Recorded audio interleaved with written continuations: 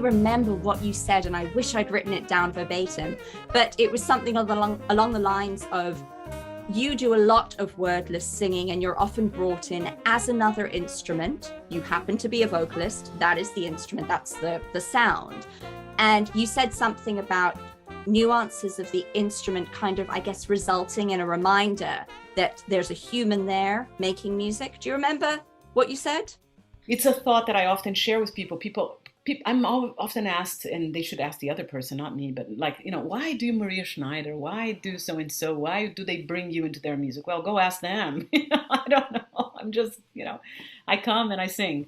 But I do think that it is, and I haven't asked Maria personally or other people, but especially Maria's music. When I think about Maria Schneider's music, I adore her, of course.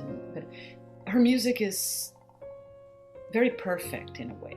It resolves. Maria's music is something that makes sense. It's logical, it's sweet, it's got moments of sadness and sorrow, but it tends to resolve in a very happy or sweet or way. Like at the end, you're always left with this feeling. That's what I get from Maria's music a lot, and that's why I love it. I'm drawn to it because I don't necessarily live there. I mean, my thing is more like, at the end, I'm like, I'm kind of left, which is where I live, and that's where I bring my humanity, I guess. But when I think of, like, why would Maria Schneider bring a voice? She doesn't need it. She has all the top trumpet players in New York, the top saxophone players, top trombone players, piano players, Ben Monder on guitar. I mean, what else do you need, Anybody could play circles around a melody, and they play perfectly in tune and absolutely precisely in terms of dynamics and articulation. So, doesn't need me. Why would she bring a voice in? Is to actually bring the humanity back. Because if it's not there also, it tends to become too clean and too hygienized. I don't know, hygiene. Clinical, yeah. Thank you. Thank you for translating for me. But it's so that is that aspect of it. It's the fact that the voice is blending with the trumpets and now making the trumpet sound a tiny bit out of tune and a tiny bit out of phase, because of the vibration of the voice against the constancy or the precision of the trumpets. So it's me aiming for a note that's high, coming with these trumpets who are completely in tune, and me aiming for that note and trying to sing, and then the syllables and choices of vowels and consonants that I choose, not imitating an instrument, but trying to get some of the inflection of it, some of the, okay, is he or she tonguing it or slurring it? Where is it going? Do they break here? Is it more legato? Does it have a climax or more of an accent on this note or that note? So me thinking about how to sing those lines and taking, sort of in a way, Nicky, bringing it back to where Maria started, because she sits at the piano and writes, singing. And her voice,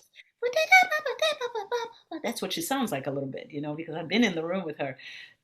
So then when I go, and I may sound a little better, but also still not perfect, because I'm not a perfect singer, and I don't try to be, and I'm not a classical singer, so it doesn't sound precise, and that's what she wants to bring back into her music. I think it's that feeling that this melody also was born before she was. This melody exists in the ether, and it's for everyone. And again, this idea that Jobim had in Machita Pere, again, going back to the every man, like I'm every woman, and anybody can sing and sound. And I think it's opened up doors, because younger singers come to me and say, oh my God, I'm singing with my big band at school because of the record with Maria Schneider. So kudos to Maria.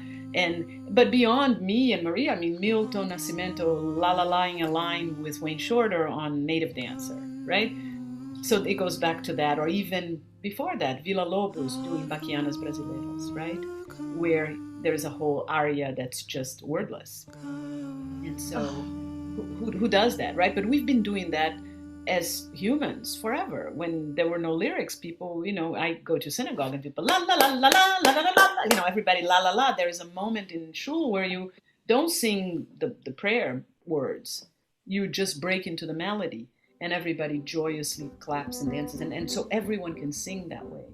And so it's communal, and I think it takes some of the perfection out of the music, and again brings the humanity and the vulnerability, which is what singers should cultivate. And we work so hard in trying to get out of it, take away everything that's vulnerable, make your sound as perfect as possible, sing with as much strength, and it's like, no, don't do that.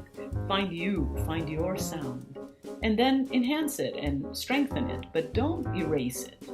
The point of singing is not to change you. The point of singing is to elevate you, is to explore you, it's to explore from you, from within you, to let you express. And we as teachers, sometimes as teachers of singing, we do so much about erasing, or match this, come towards this, and this is one of the reasons why I love my vocal teacher, also my voice teacher, is because she doesn't do that. She's not interested in, she wants me to be me, and Kate to be Kate, and Thea Blackman to be Thea Blackman, like everybody to be who they are, and the most expressive singer he or she can be.